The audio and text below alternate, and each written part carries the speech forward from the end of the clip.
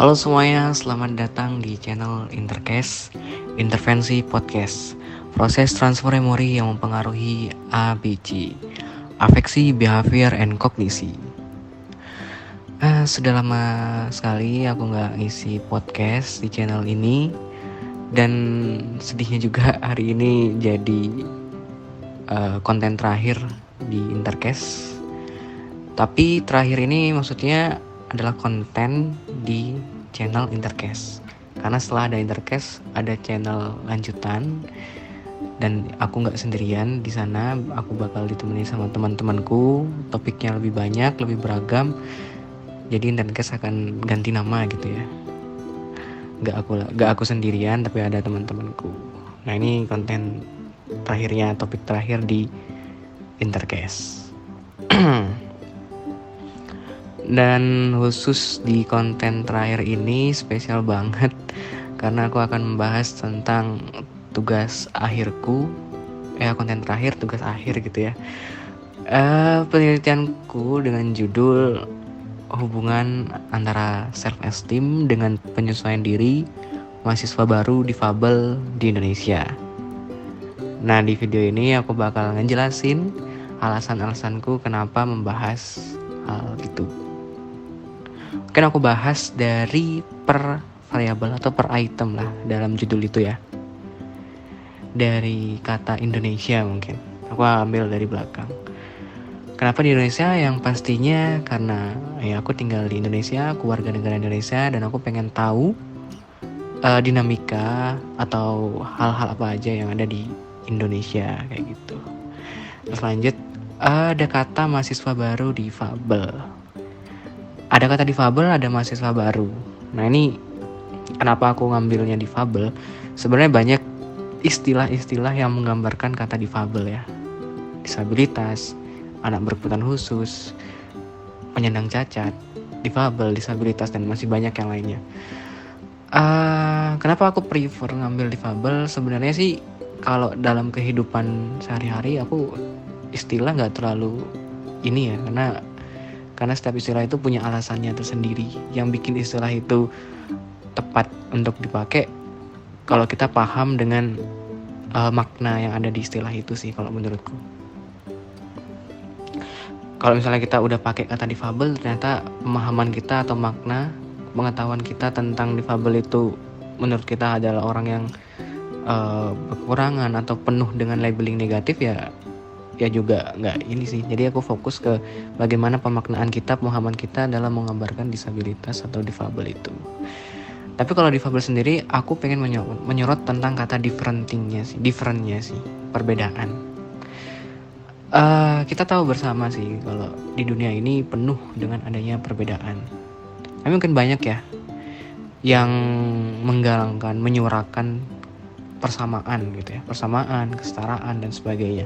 Tapi harus diingat bahwa yang disamakan atau persamaan dalam hal itu, dalam konteks itu adalah haknya, kebutuhannya, hak untuk hidup, hak untuk mendapatkan pendidikan, hak untuk dihargai, hak untuk disamaratakan, hak untuk mendapat perlakuan yang sama. Itu samanya. Tapi kalau secara karakteristik tidak bisa dipungkiri bahwa kita berbeda gitu. Ada yang nggak bisa lihat, ada yang bisa lihat, ada yang nggak bisa dengar, ada yang bisa dengar. Bahkan dalam hal-hal sesederhana, rambut kita itu beda-beda. Ada yang keriting, ada yang lurus, ada yang pendek, ada yang panjang, tinggi, pendek, dan lain sebagainya.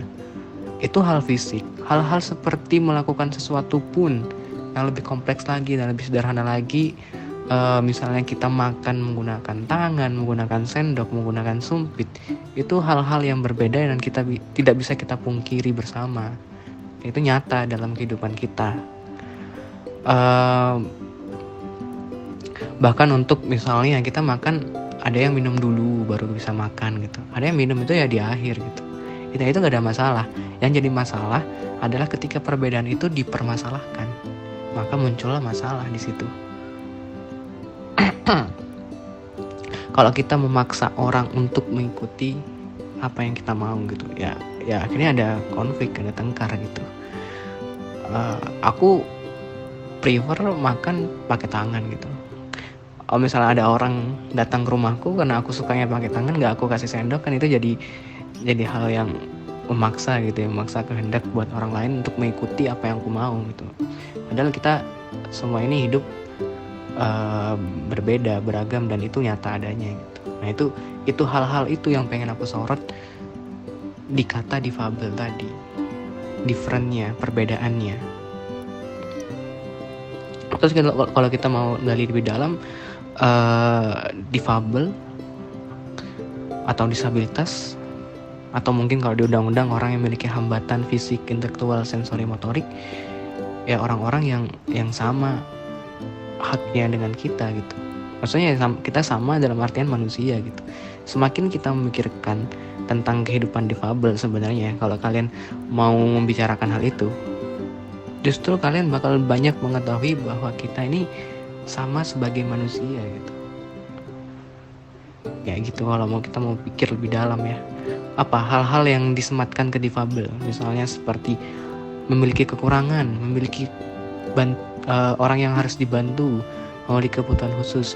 Semakin dipikirkan lebih dalam, ya semakin ya semua orang kayak gitu loh. Kayak orang memiliki kekurangan, ya siapa sih orang nggak punya kekurangan gitu. Terus orang butuh bantuan, ya semua orang tidak akan bisa hidup sendiri karena kita manusia yang makhluk sosial, butuh bantuan orang lain, bergantungan dengan orang lain.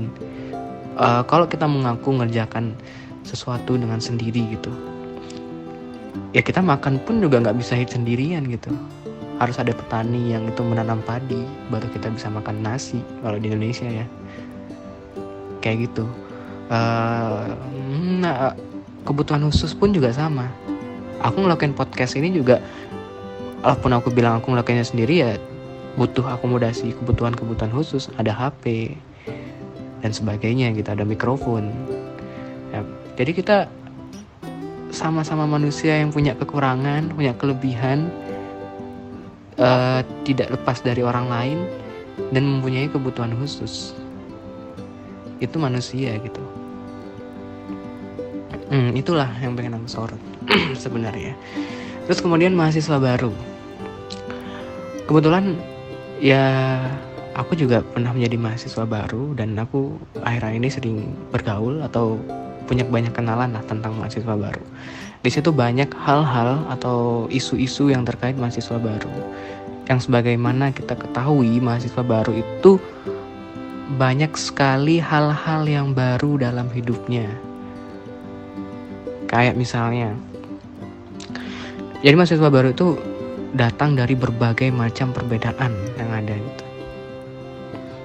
Latar belakang studi misalnya, ada yang dari sekolah menengah atas, SMA, ada yang berlatar belakang sekolah luar biasa, sekolah swasta, sekolah negeri, sekolah berbasis agama, dan lain sebagainya.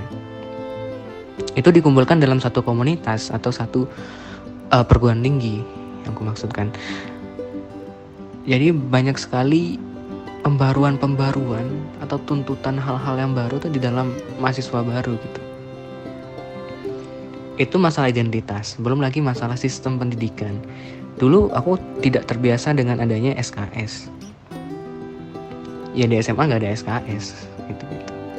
SMA juga aku pribadi nggak familiar tentang masalah jurnal, karya tulis ilmiah dan sebagainya, dan itu menemukan hal-hal baru di perkuliahan. Dan banyak sekali hal-hal baru, penyesuaian yang kita lakukan sebagai mahasiswa baru. Banyak sekali ya tuntutan. Yang namanya mahasiswa baru, kita akan menemukan hal-hal yang baru di sana. Nah itu. Udah aku mention juga ya tentang penyesuaian.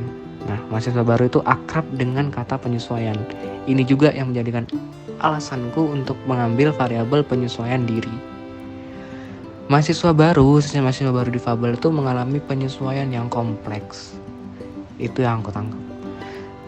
Karena ini konteksnya mahasiswa baru difabel ya. Mahasiswa difabel akan akrab dengan stigma, labeling negatif yang ada pada dirinya gitu. Dianggap ribet lah, harus menyesuaikan ini, harus menyesuaikan itu. Belum lagi masalah relasi ya. Orang-orang itu bingung berinteraksi ke teman difabel gitu. Akhirnya karena kebingungannya itu jadi kayak takut, merasa bersalah untuk menyapa teman-teman difabel, dan ujung-ujungnya nggak ditemenin atau nggak gimana gitu. Nah itu masalah-masalah yang terkait tentang penyesuaian diri. Padahal seorang mahasiswa yang dia datang dengan ujuk-ujuk datang nih ke perguruan tinggi, dia nggak tahu apa-apa, semuanya serba baru, ya harus menggunakan kemampuannya untuk menyesuaikan diri, harus beradaptasi. Kalau tidak bisa beradaptasi, tidak bisa menyesuaikan, ya bakal sulit. Mungkin kalau sampai gak siap bisa sampai keluar, karena ya kalau dia tidak bisa menyesuaikan, ya akhirnya harus cari wadah yang lain untuk dapat menyesuaikan. Kalau perguruan tinggi tidak mampu membuatnya sesuai, ya akhirnya nyari tempat lain yang dia bisa menyesuaikan diri. Jatuhnya kan bakal kayak gitu kalau dia sampai gagal dalam melakukan penyesuaian diri. Terus aku carilah penyesuaian diri ini gimana caranya seseorang itu dapat menyesuaikan diri di suatu lingkungan, atau dalam hal ini perguruan tinggi. Dan aku nemukan ya penghargaan diri, atau mungkin kemauan atas penilaian dirinya gitu. Kalau kita bisa menganggap diri kita berharga, diri kita positif, ya itu akan mudah untuk menyesuaikan diri gitu. Kita pede lah dengan diri kita sendiri. Dan penyesuaian diri sama yang aku sebutkan tadi, itu sama-sama dilakukan oleh self kita sendiri, oleh diri kita sendiri, internal. Kayak gitu. Maka dari itu aku mengambil variabel lain, self esteem. Ini self esteem penting sekali dimiliki oleh seseorang, oleh khususnya difabel kayak gitu ya. Kalau boleh cerita jauh dari kehidupanku saat ini, aku justru dulu menolak dengan kata difabel. Aku malu gitu ibaratnya, tidak menerima gitu dengan kata difabel, dengan keadaanku yang seperti ini. Tapi sangat lucu sih, sangat tidak masuk akal. Karena emang mau digimanain lagi, aku seorang disabilitas, seorang difabel yang nggak bisa lihat, low vision, kayak gitu. Kayak aneh justru kalau aku menolak kondisiku yang seperti tadi. Makanya self esteem atau penghargaan diri ini penting dimiliki oleh seorang mahasiswa baru difabel yang mengalami banyak sekali tuntutan. Dari sini aku belajar bahwa kata difabel, disabilitas itu bukan kata yang salah. Yang salah adalah labeling negatif yang disematkan kepadanya gitu. Dan orang yang ngasih labeling itu nggak salah juga, karena mereka taunya kayak gitu. Caranya adalah bagaimana kita menunjukkan bahwa itu tuh yang salah. Kita sebagai difabel yang menunjukkan bahwa no, tidak ada yang salah dengan difabel. Tidak ada yang salah dengan seorang yang difabel kayak gitu. Ya kembali lagi, ini sebuah hal yang berbeda. Bukan berarti yang bisa membaca itu orang yang bisa lihat. Tidak. Bukan berarti orang yang bisa nyanyi itu orang yang bisa bersuara, orang yang bisa mendengar. Aku banyak belajar ya mengenai dunia disabilitas. Aku ambil contoh teman tuli gitu. Teman tuli itu punya budaya yang sangat kuat. Ada istilah teman tuli sama teman dengar. Karena menurut teman tuli, tidak bisa mendengar itu adalah suatu perbedaan gitu. Ada yang bisa dengar, ada yang nggak bisa dengar gitu. Agak ironis juga ya kalau kita memaksakan bahwa berkomunikasi atau berbahasa itu dengan oral, dengan bersuara. Akhirnya ini ada sebuah cerita gitu, kayak ada yang anaknya tuli dipaksa untuk bersuara gitu, tidak boleh menggunakan bahasa isyarat.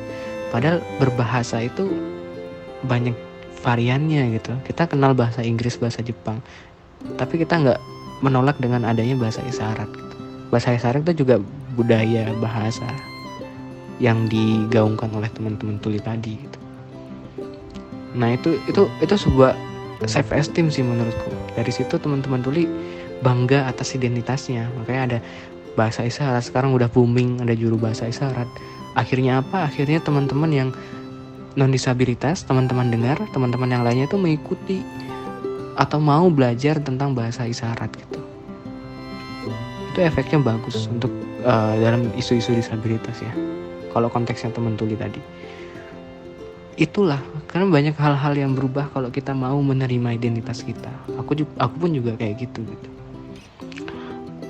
Karena satu contoh lagi gitu ya, kalau aku menolak identitasku, aku datang ke sebuah warung supermarket gitu, aku bingung nyarinya dan aku malu buat mengatakan untuk bertanya, ya aku bakal susah mendapatkan apa yang aku mau. Tapi kalau aku mau menyatakan diriku, aku disabilitas, aku difabel, kebutuhanku itu ini, bisa minta tolong carikan atau apa gitu, itu bakal lebih mudah untuk aku mendapatkan yang aku inginkan gitu.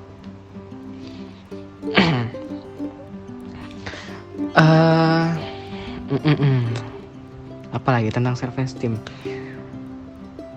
syaratnya emang harus menerima sih, memahami apa yang kita rasakan, memahami apa kondisi kita tuh siapa, sampai akhirnya kita menemukan bahwa aku lo ini gitu, aku lo disabilitas, aku lo difabel ya, dan emang kenapa gitu. Nah, kalau sudah sampai ke tahap itu udah self esteemnya bagus gitu.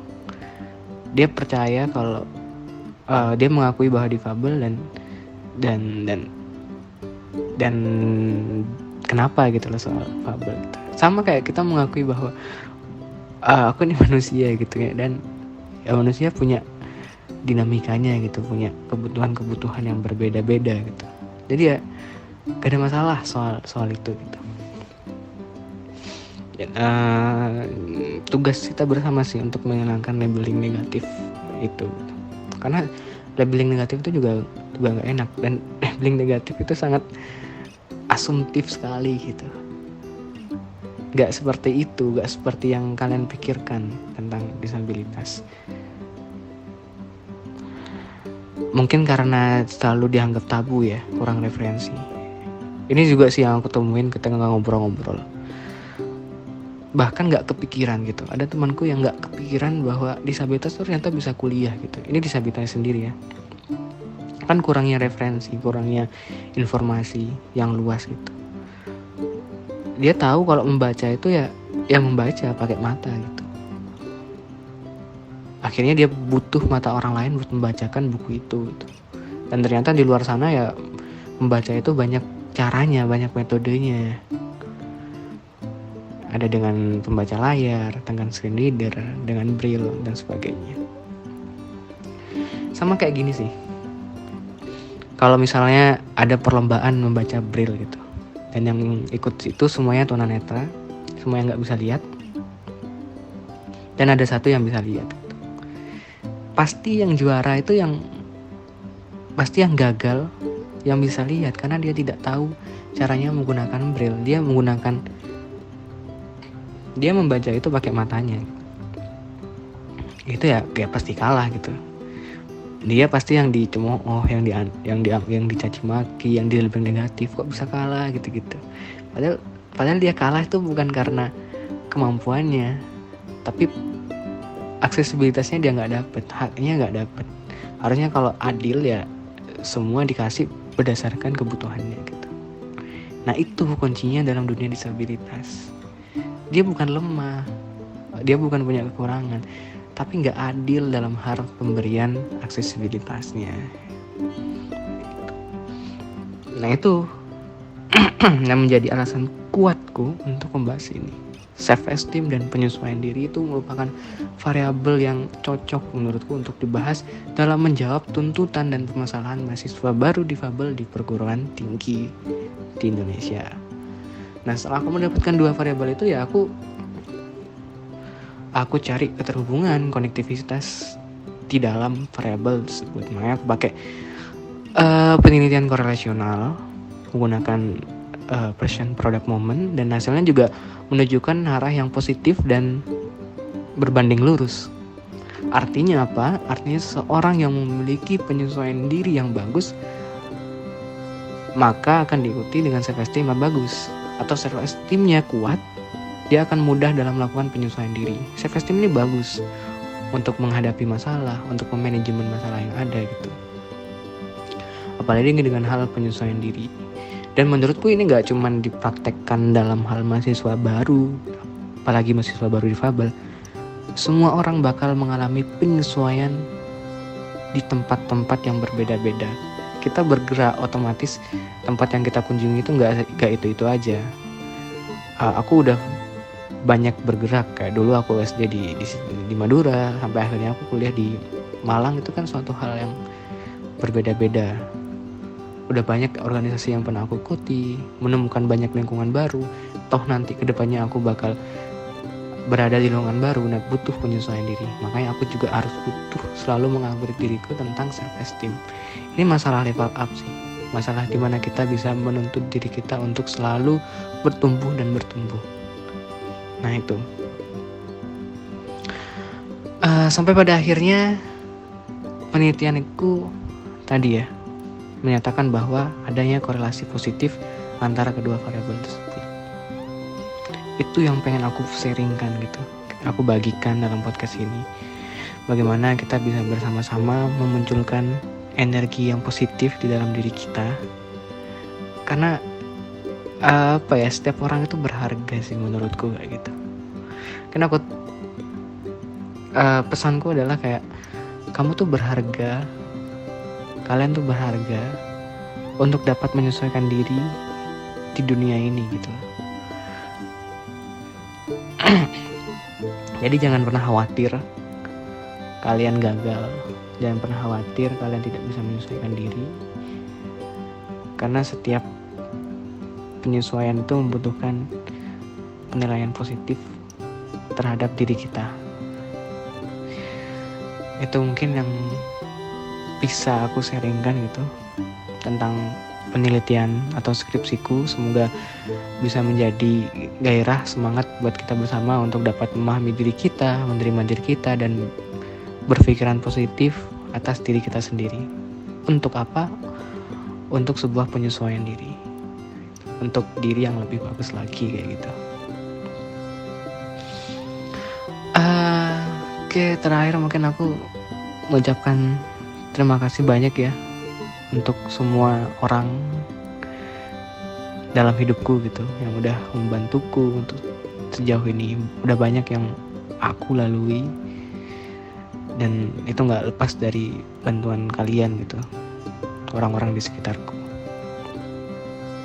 Tanpa kalian penelitian ini gak akan pernah selesai gitu. Aku ucapin makasih banyak. Bahkan teman-temanku yang di luar sebelum perkuliahan, teman-temanku pada saat aku menjadi mahasiswa baru itu sendiri, kayak dulu aku mahasiswa baru sangat butuh penyesuaian, dan itu juga dibantu teman-temanku di psikologi UB. Aku terima kasih banget buat itu kayak gitu. Terus aku juga mengucapkan terima kasih untuk organisasi yang pernah aku ikuti. Ada himpunan mahasiswa psikologi UB, ada Formapi. Di Formapi aku belajar banyak mengenai inklusivitas. Ada di ruang teras, ada tentang psikologi. Sampai akhirnya aku, dan khususnya ke teman-temanku, mungkin istilah yang tepat saudara, keluargaku, adik-adikku di Kopinus, Komunitas Peduli Inklusi Nusantara, ya juga inspirasiku. Founder Kopinus itu yang mengajarkan banyak hal mengenai keberagaman, disabilitas, inklusivitas atau apapun itu. Aku makasih banyak ke semua orang-orang itu, ke keluargaku, Umi, Abi, Mas, Mbak, sepupu, tante, D, semuanya yang udah mendukungku sampai sejauh ini, yang terus memotivasiku untuk selalu bertumbuh dan bertumbuh. Makasih banyak dosen-dosen, Ibu Uli, dosen pembimbing, teman-temanku satu bimbingan, yang bahkan kita selalu bareng-bareng, selalu bersama narik responden sampai kuesionernya bareng kayak gitu ya. Sampai sekarang kita bisa selesai ujian skripsinya. Dan buat teman-teman bimbingan Bu Uli yang lain juga semangat kayak gitu. Makasih banyak gengku juga yang istilahnya tim 7. Nah, tim 7 ini yang juga yang melanjutkan channel ini kayak gitu, teman-temanku di sana. Ya itu saja mungkin channel Intercast ini kayak gitu, tapi cuman namanya yang berbeda. Bakal ada konten-konten selanjutnya di YouTube ini, di akun ini namanya aja yang ganti. Mungkin sekian dari Intercast, proses transfer memori yang mempengaruhi ABC, afeksi, behavior, and kognisi. Sampai jumpa di channel selanjutnya. See you.